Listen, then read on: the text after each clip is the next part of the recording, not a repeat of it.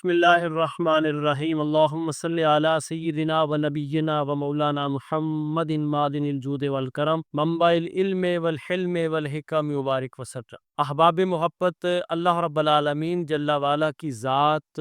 ہر اس انسان سے محبت کرتی ہے جو حضور سید عالم صلی اللہ علیہ وسلم کی ذات سے محبت کرتا ہے۔ جو حضور سے محبت کرتا ہے اللہ پھر اس سے محبت کرتا ہے۔ قل ان کنتم تحبون اللہ فاتبعونی یحببکم اللہ۔ اگر تم اللہ سے محبت کا دعویٰ کرتے ہو تو محبوب کائنات صلی اللہ علیہ وسلم کی ذات سے محبت کرو، ان کی اتباع کرو۔ اب جب انسان حضور کی اتباع کرے گا تو پھر اللہ اس انسان سے محبت کرے گا۔ اللہ تعالیٰ نے وہ راز بتا دیا کہ کس راز کے ذریعے اللہ اپنے بندوں سے محبت کرتا ہے۔ وہ راز کیا ہے؟ وہ محبوب کائنات صلی اللہ علیہ وسلم کی ذات سے محبت ہے۔ اس محبت کے بے شمار طریقے ہیں، لیکن سب سے مؤثر اور خوبصورت طریقہ یہ ہے کہ انسان اپنے وجود پر حضور کی سنتوں کو آراستہ کرے اور سرکار کی ذات پر درود و سلام کی کثرت کرے۔ اب حضور کی ذات پر جب انسان درود و سلام کی کثرت کرے گا تو محبوب کائنات صلی اللہ تعالی علیہ وسلم کا قرب میسر آئے گا۔ حضور کے قرب کی وجہ سے اللہ تعالیٰ انسان کو اپنا قرب عطا فرمائے گا۔ گویا کہ حضور کی وجہ سے انسان وصل اللہ ہو جائے گا، قرب اللہ میں چلا جائے گا۔ ایک بزرگ فرماتے، بڑا خوبصورت واقعہ، وہ فرماتے کہ انسان جب عبادات کرتا ہے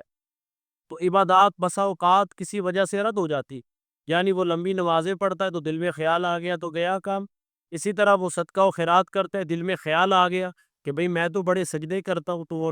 معاملات سے فارغ ہو گیا۔ لیکن اگر وہ سید عالم صلی اللہ علیہ وسلم کی ذات پہ درود و سلام پڑھتا ہے تو یہ عمل اللہ کو اتنا محبوب ہے کہ یہ رد ہوتا ہی نہیں ہے، اور اس درود پاک کی برکتیں اس کو یہ حاصل ہوتی ہیں کہ بزرگ یہاں تک فرما گئے کہ جو بندہ سرکار کی ذات پہ درود و سلام پڑھتا ہے، بسا اوقات انسان عبادات کرتا ہے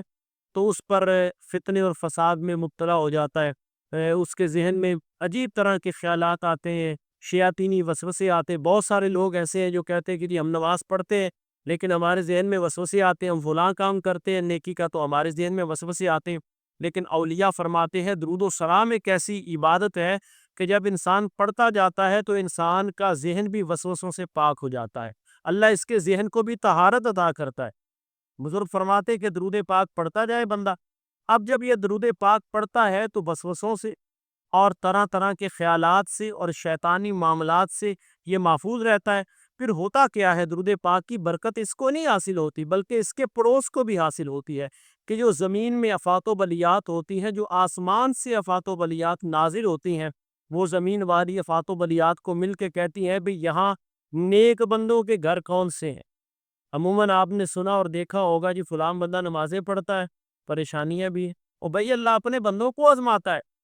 کو پوچھتی ہیں زمین والی آفات و بلیات سے، آسمان والی آفات و بلیات، کہ وہ بندہ کون سے گھر ہیں جہاں جو اللہ کو یاد کرتے ہیں، اللہ کے نیک بندے، تو بتاتے کبھی فلاں فلاں گھر ایسا ہے جو اللہ کے نیک بندوں کا گھر ہے، جہاں اللہ کی عبادات کی جاتی ہے۔ اب یہ جو آسمان والی بلیات ہے وہ ان نیک گھروں کا رستہ اختیار کرتی ہے، نیک گھروں کی طرف جاتی ہے۔ جیسی ان نیک گھروں کی طرف جاتی ہے، اب ان نیک گھروں میں کیا ہوتا ہے کہ وہ درود پاک جو سرکار کی ذات پہ پڑھا جاتا ہے، درود پاک کا احسار ہوتا ہے ان کے گھر، درود پاک جو ہے اس کا نور ان کے گھر کے چاروں طرف ہوتا ہے۔ اب جب یہ بلائیں اندر داخل ہونے لگتی ہیں تو وہ ملائکہ، وہ فرشتے جو درود پاک کی روشنی سے اور درود پاک کی برکت سے اپنے آپ کو لطف اندوز کرتے ہیں، اور درود پاک جو ہے وہ سرکار کی بارگاہ تک پہنچانے والے ہوتے ہیں، وہ فرشتے جب ان آفات و بلیات کو دیکھتے ہیں تو ان کو ان گھروں میں داخل نہیں ہونے دیتے۔ کتنا خوبصورت وظیفہ ہے درود پاک کا کہ میں اور آپ جب درود پاک پڑھیں تو ہمارا گھر بھی محفوظ رہے، بلکہ گھر نہیں، جو ابتداءات میں کہہ چکا کہ درود پاک کی برکتیں پڑوسیوں کو بھی حاصل ہوتی۔ تبھی تو سرکار نے فرمایا کہ نیک پڑوسی کا مل جانا یہ بھی اللہ کی طرف سے ایک رحمت ہے، اللہ کی نعمت ہے، اچھا پڑوسی مل جانا۔ وہ جب درود پاک انسان اپنے گھر میں پڑھ رہا ہوتا ہے تو آفات و بلیات نہ اس بندے پہ نازل ہوتی ہیں، نہ اس کے گھر پہ نازل ہوتی ہیں، بلکہ اس کے قریب کے جو ہمسائے کے گھر ہیں ان گھروں میں بھی درود پاک کی برکتیں اور نور نازل ہوتا ہے، رحمتیں نازل ہوتی ہیں، جس کی وجہ سے ان کے گھر بھی آفات و بلیات سے محفوظ رہتے۔